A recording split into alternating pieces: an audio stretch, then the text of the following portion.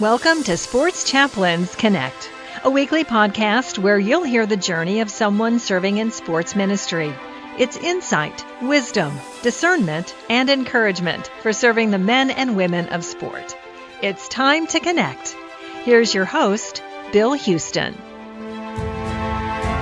And Bonnie Bement, we appreciate that introduction. Thank you so much. And good to catch up with a dear friend, Mike Moore.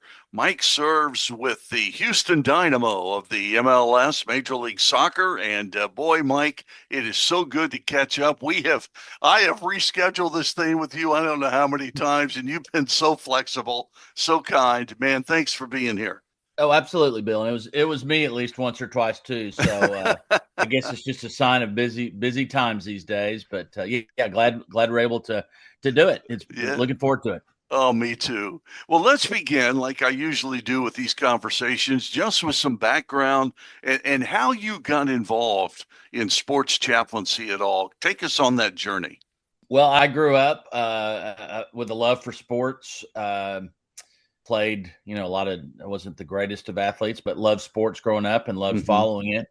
And kind of have always thought that I would enjoy working at least some in the area of sports, but really never kind of joked with people that my dream job would be being a sports talk show host. Wow. That never came about. Though I did get to do with a friend and I. We were actually the announcers for a local high school for about 5 or 6 years. But about 13 years ago, I had a friend with Young Life, which is a ministry that I worked for many years. And he was the chaplain for the Dynamo, and he was going to be gone for a month on a ministry assignment. He said, "Hey, we've got 3 or 4 games while I'm gone. Would you like to be the substitute chaplain? And really just do chapel." And so I said yes. And so all he really did is we went to breakfast with with kind of the player that was kind of the leader and the liaison, and Eddie was his name. And then we did chapel, I guess a couple of times that year. It got canceled a couple of times because of meetings or something, and then did the same thing the next year. He was gone for a month, and so kind of was really swimming in the shallowest of the shallow end a little bit. And then it kind of led to him kind of saying, "Hey, I can only do so much. Would you like to partner and do this together?" And so we would do it. We did it together, and he would kind of say, "Hey, I'm out of town this weekend. Can you do chapel?" And and we just kind of basically did about half and half. And then probably in, I don't know, 2016 or 17, after about 5 years like that, he said, "My kids are getting older. I just I don't have the margin with the other things going on." And so that's when I kind of took it on as the lead person. And I now have a co-chaplain who speaks Spanish, because we have so many international players that speak all sorts of languages. And so it's probably a 10, sometimes 15-hour a week job that I do in addition to my other ministry responsibilities. And It's funny, I've never soccer is the one sport that I hardly played at all growing up. I can't really talk much about it, but obviously I've gotten to know more about it, over the years. And with the World Cup coming up next year, I think we're all going to be kind of inundated. One of the guys that's coach for the team, because I'll bring different friends to chapel, because everybody you bring has never been to a soccer game before, and but they love coming and just meeting some of the guys briefly and seeing that hey, they're just ordinary guys that deal with everyday problems just like you and I do. Yeah. You really segued as you were sharing your story. I was thinking, I wonder if Mike really enjoyed soccer before he stepped into this role, and just wasn't something that was kind of on your radar, huh? I played 1 year in middle school, and of course that was a while ago. In soccer, I think, is obviously a lot more popular now than it was then, and I think it'll be really interesting to see in 20 years where soccer is. I think it's not grown as fast as I thought it was going to, but it'll be interesting to see what having the World Cup here next summer will do, for our growth. And I think it could kind of spike things a good bit and stuff. Yeah, like no that. question. Yeah. We're based here. I'm based in Grand Rapids, Michigan, where they're actually building a soccer stadium downtown for a new franchise that begins playing in 27, not in the MLS. I'm trying to think of the league. USL or USL2 or it's one of the feeder leagues, that, and I know the community's really excited about that, and you're absolutely right. I mean, it has grown in popularity like crazy, and when we go to watch our grandkids play soccer now, as opposed to Little League baseball, or baseball's certainly still very popular, but soccer's grown like crazy, no doubt about it. I'll always be a baseball guy. But definitely, if my kids play soccer, and my kids did play soccer up through middle school and stuff. So definitely growing and stuff like that. Yeah, no question, no question. So in terms of the support across the MLS, Mike, do you find that most of the teams, I mean, this is a growing league like crazy. You talk about growth. Do most of the teams in the MLS have someone who serves in a chaplain role, to your knowledge? Yes, our goal is to have. I think there's now 30 teams to have 30 chaplains, and there's probably a couple that do not, and so we're pretty good. We have a great network. There's probably 5 or 6 people that do soccer chaplaincy as their full-time job, but then the other 24, and even on down to the USL and then WSL. Most of the folks are volunteer or part-time. It's a local pastor that will be the chaplain. And so, but in the MLS, there's a great collaboration between when a player gets traded or they get released to one place and sign another. I can send you a text and go, "Hey, Bill, this guy played for Philly last year. Do you know him? Was he involved in chaplain?" So there's some great handoffs that happen to better serve the players, and just we're there not only for the Christian players, but also for the other players that just have issues and stuff like that. And so, definitely some great handoffs happen, and it's been neat to see where maybe the person kind of gets a little bit involved and I just say Philly because I know the Philly chaplain pretty well, or Orlando's another guy that I'm really close to. And then they come to Houston and they kind of take a next step in their walk with the Lord and stuff like that. So good. You bring up a great point there, Mike, how important it is for those who serve in a chaplain role in a league such as this to get to know those other chaplains. Because players move, things happen, and it's good to be able to communicate back and forth that, hey, this player is a really good chapel guy. You'll want to connect with them right away, or no, we didn't have much. But, that communication is just really important. So you bring up a great point there. That's good. Yeah. We also are pretty good about when the Dynamo's on the road, I'll connect with the chaplain on the road and just say, "Hey, can you meet with the guys before the game?" We actually have a guy on our team this year that's willing to kind of one of the players, and I'll just send him a few scriptures and he'll kind of get the players together. Every team doesn't have that, and I may not have it next year, but at least this year I certainly had someone that was very excited about doing that. But then when someone texts me and I'll say, "Hey, I can gather. We do our chapel at 6. I can meet with your guys at 6:10 or something like that." Exactly. Yeah, really good. So good. Well, Mike, let's get into our topic a little bit today, that being, ministry to team support personnel. So not necessarily the players, but others among the team that you have an opportunity to sit down with, to pray with, to engage with in terms of ministry. Who might some of those team support personnel be? Sure. For me, I would say this is kind of an interesting topic you're bringing up, because probably in the last 5 years, would I say that I've really seen opportunities in this area, maybe just some, a little bit more time I'm able to spend. When you're there for a long time, people get to know you, whether they like you or not, they get to know you. Game day workers is something that this year and last year I can definitely say, just getting to know people's names. I had a quick story. There was not a young man, he's my age. The importance of what you're talking about really came because I had prayed with him sometime towards the end of last season, and in the beginning of this season, he had some health issues.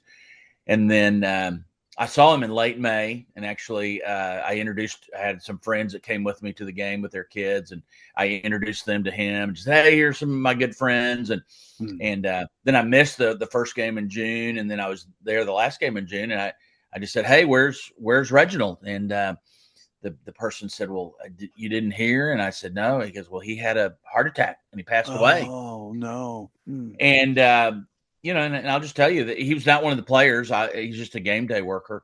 But definitely knowing the team operations staff, there's all sorts of folks that you can get to know, pray with. Sometimes you're just a good friend to. Right. And I'm looking forward to, now that the off season is here, having a chance to get out on the golf course. There's a couple of the team admins, which basically they kind of handle all the player arrangements and stuff like that. But yeah, pretty much every time I usually go on Fridays to the team facility, and I make it a point to go in and say hello to the folks and just kind of get to know them. And there's also the team communication staff. So that's definitely a side that I see. The business people, at least in Houston, they're at a different location, so I hardly ever see them. But there's probably definitely 10 folks, from the coaches to the trainers, that I feel like I have a relationship with at some level. Sure. Some stronger than others. Yeah. I can share that here in the NBA G League, where I serve currently with our team. It is so cool, like you were mentioning, to be able to, you go throughout the building and you get to know people who, from those who do broadcasting to those who are, the guards at the referee's door. Exactly. Yeah. And I always try to go over and see if the officials for that night's game would like to have a word of prayer, and usually they do. Yeah. And one of the security guys there, strong believer, loves the Lord. DJ is what we call him, and DJ loves to go in and he'll pray with me with the officials. Yeah. And that's a real ministry for him. That prior to me going over there, he said, I just didn't do that kind of thing. So we do have opportunity, don't we, to engage with folks that normally would not be involved in sports chaplain ministry. We just don't think of them that way. Yeah. It's just it's a seed planting ministry. I mean, I'm sure with those referees, some are probably Christians, some probably have never been to church.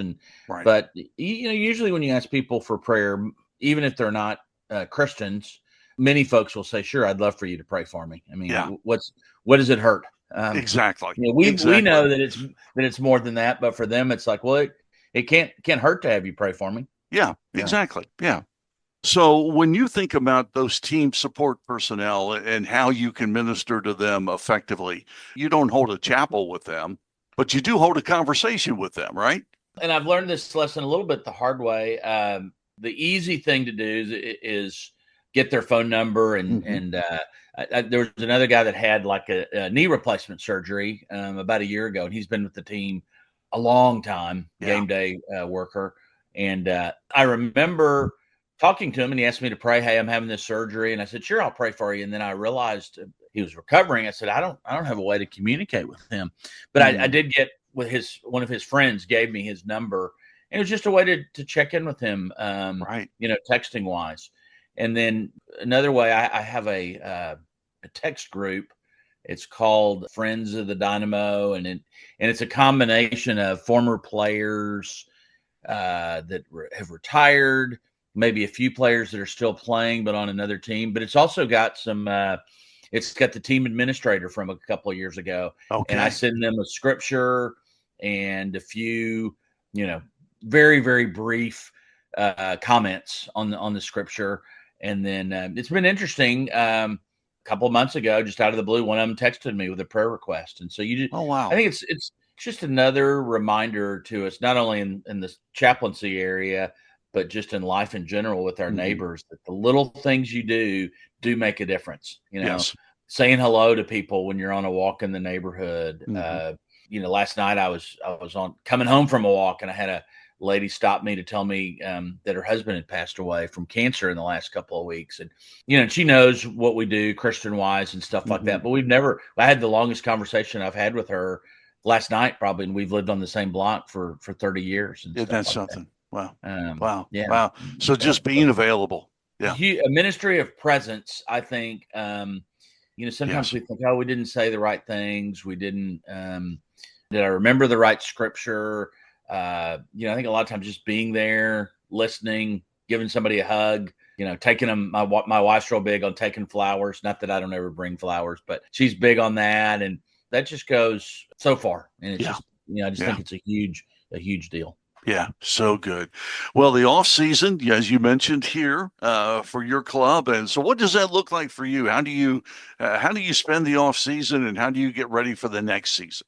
Sure. Well, I would say that every off season is different. Mm-hmm. This year we're having a little bit longer off season. A couple of years ago, we were still playing. We had our last game the Sunday after Thanksgiving. Oh boy! So, Wow. we made a long run in the playoffs, and the soccer season is a little dependent on international breaks. It can kind of end anywhere from early to mid October to early to mid November, and Okay. next year with the World Cup long break. But if there's players that are staying around here, and that's the way it was last year, there were 3 or 4 folks that it just was a great opportunity to have longer time with them because they're not, they've got more time on their hands and they're more available. It's also, to be honest, it's a little bit of a break because I have other ministry responsibilities outside of soccer chaplaincy. So it is, nice to not have the same expected weekly rhythms that I kind of put on myself. Trying to work on my golf game to get my score down and just time like that's really relaxed. But most of the players, I would say 75% leave Houston, some, especially the international ones. The ministry, a lot of it is just text and keeping up with the guys that way. And some of them, they want to break too. So they're, not that they don't want to communicate, but, they're looking for time with their families and stuff like that. Exactly. Yeah. And then it's just, is kind of in the soccer is January comes around, or sometimes in December is when teams are getting new players. That's when you're kind of trying to communicate with the other chaplains. And they may say, oh, yeah, Bill Houston, he came to chapel. When he gets to Houston, I'll connect you guys. And then it's like, hey, Bill, training starts in a couple of weeks. Would you like to get coffee before then? And sometimes that works, sometimes that doesn't. And, just kind of thinking through what we want to do for Bible study. And is there a theme we want to have, for the year? Right. We also do mission trips in December for the players and stuff like that. So that's not something that I've ever been on, but I have recruited players to go on that. So just a variety of things, but kind of a combination of some relaxed one-on-one time. We actually still are the players that are coming back next year will still be training for the next 2 or 3 weeks. So I'll still go out to the facility, maybe not every week, but at least a couple of times. And then just helping the players that are moving on, being an encouragement to them, because a lot of them are figuring out, am I going to play next year? Is this the end of the line? Right. Et cetera. And so just being a support for them, because one of the things is that we talk about that. Are you a soccer player who happens to be a Christian, or are you a Christian who happens to be a soccer player? Just the idea that, okay, this is your assignment now as a Christian, but you're going to have something else, eventually down the road. No one plays until their 50s, and maybe helping them in a gentle way, because everyone wants to play as long as they can, or at least most of them. Sometimes people reach the end of the line and kind of realize they're kind of ready to move on to something else because they realize it's time. But there's a lot of folks that this is what they've done for, since they were 8 years old, 7 years old, pretty much year round. And here they are at 28, and, they realize, okay, I'm not playing anymore. And a handful of them go into coaching, but that's maybe 25%. So the other 75 are kind of figuring out, what's next. And for some, that's an easy navigation. And for others, that can be really tough. Yeah, no question. Wow. Really good stuff, Mike. Hey, final question before I let you go. I always love to hear your heart on this, just in terms of why you continue to serve as a sports chaplain year after year. Why do you dedicate this time? Why do you do this, Mike? Well, as I told you, I love sports, but I think I've just seen I've seen the value of it time and time again, and I need those reminders when you get, I got a text a couple of months ago from a former player whose wife was in surgery that day, and I hadn't talked to him in a couple of months, but just that I was one of the people that he chose to reach out to. Just I felt honored and kind of like, oh man, I'm not sure I felt like I made that big of a difference, but Wow. just when you get an encouragement like that, hey, thanks for sending these texts regularly, or thanks for continuing to pastor us, and you realize, okay, Jesus working through me, making a difference in these players' lives, and I think the second thing is you get to know these, and I think this is true in any sport. Yes, these folks are in the public eye. And yes, it seems like they have a fun, easy lifestyle, but man, they struggle with the same things that you and I do, being lonely, having family issues, traveling, being away from home, that clinical depression, but, going through hard times when they're not playing. And so it's just kind of being a listening ear and a friend is sometimes, and also just sometimes it's kind of all away from the game a little bit. Yeah. It's kind of like every time I think, okay, I'm maybe not going to do this again, I'll get a text out of the blue from somebody, maybe somebody I haven't talked to in a couple of years, and they've got a spiritual question, or maybe it's a issue they want prayer about, and so that's when you just kind of realize, okay, because in Houston, when I'm out there in July, it's not 72 degrees like it is in Grand Rapids when you're out on the golf course. It might be 99 with, or it might be in the hundreds, and you're kind of like, okay, is this really fun, or is this really worthwhile? But time and again, I'll get that phone call or that text that tells me, hey, yes, it is worthwhile. Yeah, that's good, man. Yeah. Well, Mike, appreciate you so much, and appreciate all you do there in Houston, and certainly in the MLS with the Dynamo. We just pray God's richest blessing on you. Have a great off season, because a new season will be here before you know it, won't it? You're exactly right. It'll be here because the holidays fly through, and then here we are in January, and we're ready to go at it again. There you go. Yeah. Mike, we appreciate you. Keep on doing what you're doing, brother. All right. Thank you, Bill. Have a great day. Thanks for listening to Sports Chaplains Connect. Be sure and invite a colleague to listen in, and by all means, let's connect. Give us your thoughts on the podcast. Drop us an email at sportschaplainsconnect@gmail.com. That's sportschaplainsconnect@gmail.com. We'll see you next week when Sports Chaplains Connect.